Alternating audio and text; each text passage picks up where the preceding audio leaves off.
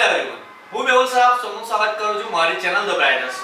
તો આજના વિડિયોમાં આપણે ડિપ્લોમા સેમેસ્ટર 4 ના GTU માટેના ટોપ 25 મોસ્ટ આઈએમપી ક્વેશ્ચનની જે સિરીઝ સ્ટાર્ટ કરી છે એમાં મિકેનિકલ એન્જિનિયરિંગ નો સબ્જેક્ટ મેન્યુફેક્ચરિંગ એન્જિનિયરિંગ 2 એટલે કે જેને તમે MEE2 કહેતા હોય છે એના ક્વેશ્ચન જોઈ લઈશું. ટોપ 25 મોસ્ટ આઈએમપી ક્વેશ્ચન એવા છે કે જે તમે તૈયાર કરો તે છતાં પાસ ના થાઓ તો મેહુલ સર એમની YouTube ચેનલ બી બંધ કરી દેશે.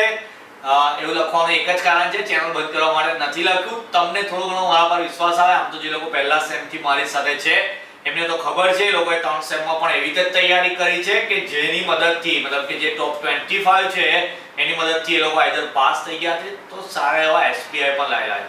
ઓકે, જે લોકો નવા છે એ લોકો ખાસ ધ્યાન રાખજો કે આ 25 ક્વેશ્ચન એવા છે કે જે તમારે એકદમ પાક્કા તૈયાર કરવાના છે. આ 25 માંથી પણ અંદર વિડિયોમાં તમને 10-12 ક્વેશ્ચન એવા આપીશ કે જે પૂછાઈ ગયા છે.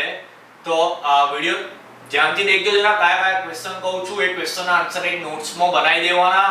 એ જ નોટ્સને વારંવાર વાંચવાની. તો કોઈની તાકાત નહીં કે તમને GTU માં ફેલ કરશે.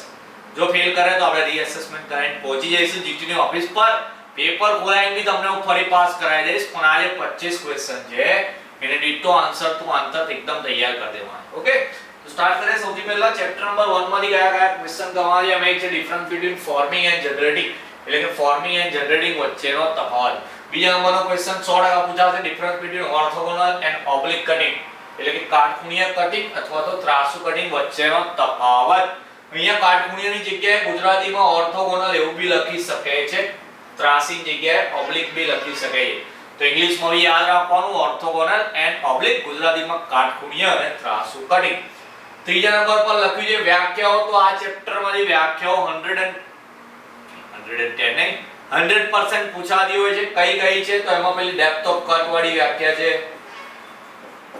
ડેપ્થ ઓફ કટ છે, પછી કટિંગ સ્પીડ, પછી ફીડ વાળી વ્યાખ્યા છે. ઓકે, આ બધી જે વ્યાખ્યા છે જે જગ્યાએ મેન્શન કરેલી છે, મતલબ એક જ પેજ પર હશે બધી વ્યાખ્યાઓ એક સાથે. તો આ વ્યાખ્યાઓ ખાસ તૈયાર કરવાની. એના પછીનો ક્વેશ્ચન બી પૂછાશે 100% necessity of cutting fluid and its properties, એટલે કે કટિંગ માટે જે ફ્લુઇડ વાપરવાની એની જરૂરિયાત શું છે અને એના ગુણધર્મો કયા હોવા જોઈએ. 5 નંબરનો ક્વેશ્ચન છે ટાઇપ્સ ઓફ ચિપ્સ, એટલે કે ચિપના પ્રકારો. તો જેમાં હું 100% કહું છું તમને. Question number 2, 3 and 4. તો આ 2, 3, 4 તો ખાસ કરવાનું. આમ તો 25 કરવાના છે પણ જેમાં હું અહીંયા સ્ટાર કરી આપું છું તમને. પહેલા એટલા ક્વેશ્ચન એકદમ પાક્કા કરવાના, એટલા થઈ જાય એના પછીના રિમેનિંગ ચેપ્ટર નંબર 1 માં પહેલા આ 3 કરવાના, એના પછી પહેલો ને 5મો ક્વેશ્ચન તૈયાર કરવાનો. સેમ ચેપ્ટર વાઇઝ જ કીધો છે. ચેપ્ટર નંબર 2 માં देखो 6 ક્વેશ્ચન છે, કમ્પલસરી પહેલા તૈયાર કરવાનો છે. Principle of lathe machine and its classification, એટલે કે લેથ મશીન કયા સિદ્ધાંત પર કામ કરે તે સાથે સાથે એનું વર્ગીકરણ કરવાનું. 7મા નંબરનો છે કન્સ્ટ્રક્શન ઓફ લેથ મશીન. તો મે બી લેથ મશીનની આકૃતિ કોઈકવાર પૂછાય 3 કે 4 માર્કમાં. આકૃતિ થોડી મોટી છે, લેન્ધી છે, એના પાર્ટ્સ બી મેન્શન કરવાના હોય.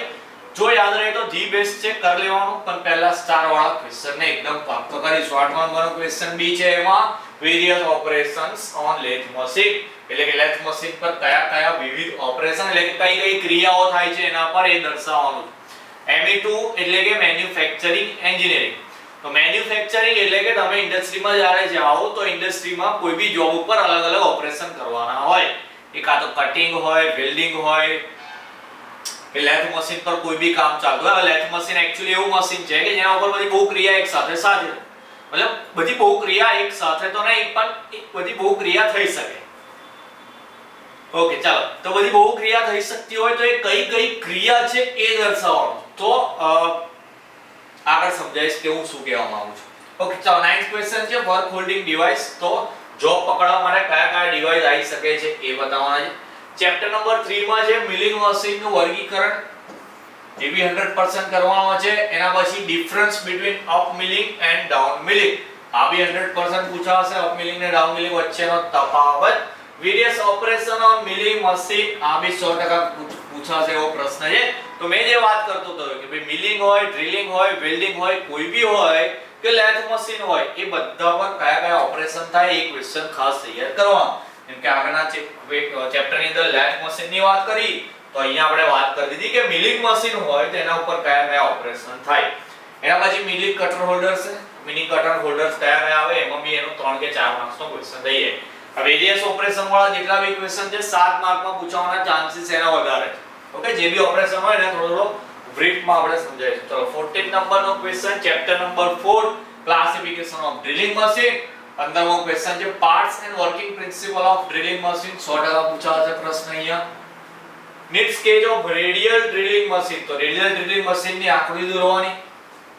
Drilling operations. ઓકે, જે મેં કહ્યું હતું મિલિંગ આવે, ડ્રિલિંગ આવે, લેથ આવે, કોઈ બી લિંગ હોય એટલે મતલબ કોઈ બી પ્રક્રિયા હોય અથવા તો કોઈ બી મશીન હોય એના ઉપર કયા કયા ઓપરેશન થાય એ કમ્પલસરી તૈયાર કરવાનો. ઓકે, ચાલો 18 નંબરનો ક્વેશ્ચન જોઈએ ચેપ્ટર નંબર 5 માંથી principal and working of shaping machine. 100% પૂછાશે. એના પછી ઓપરેશન ઓફ સ્લોટર મશીન. તો જો આવે જરા સ્લોટર મશીન પર કયા કયા ઓપરેશન થાય એ બતાવવાનો. 7 માર્કનો પ્રશ્ન. એ બી difference between planing machine and shaper machine. એ બંને વચ્ચેનો શું તફાવત છે દર્શાવવાનો છે. પ્લાનિંગ મશીન અને શેપર મશીન વચ્ચેનો. ઓકે, ચાલો ચેપ્ટર નંબર 6 માં જઈએ ક્વેશ્ચન નંબર 21. તો અહીંયા આયલું બંને.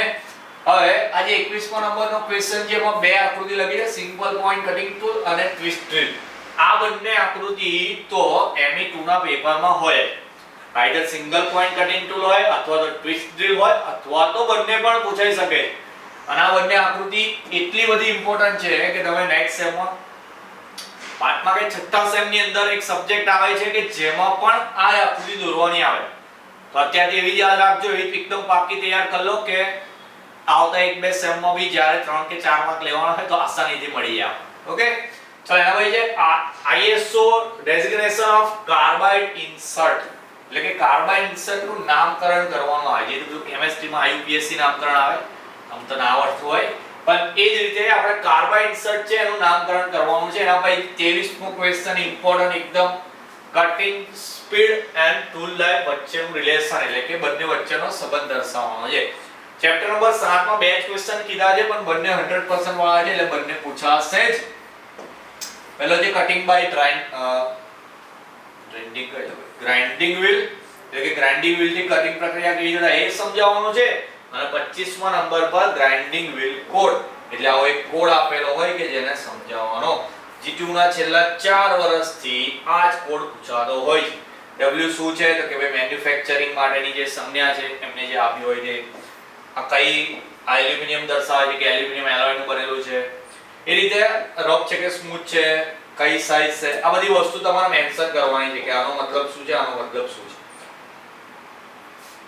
આવો કોડ આપેલો હોય કોડને સમજાવવા કહેશે અથવા તો આ રીતને જે રીતે અહીંયા ISO ડેઝિગ્નેશન છે એવી રીતે આમાં કે ગ્રાઇન્ડિંગ વ્હીલ કોડનું ડેઝિગ્નેશન બતાવો એટલે કેવી રીતે નામ પડતા હોય કેવી રીતે કોડ બતાવો એ તો કાં તો આવો કોડ સમજાવવાનું કહેશે કાં તો તમને એવું પૂછશે કે કેવી રીતે ગ્રાઇન્ડિંગ વ્હીલનું નામકરણ કરવાનું હોય આપણે. Okay, 7 chapter total 25 question most IMP અને જેમાં પણ સ્ટાર કરેલા કેટલા કરેલા છે અહીંયા 4 ને 2 6 ને કેમ એક વચ્ચે 7 7 ને 3 10 10 ને 2 12 12 ને 3 15. ઓકે, ચાલો એટલે 25 ક્વેશ્ચન મોસ્ટ IMP અને એમાંથી 15 તો વેરી મોસ્ટ IMP કે જેમ કે મતલબ 25 એ 25 જ તૈયાર કરવાના છે આપણે.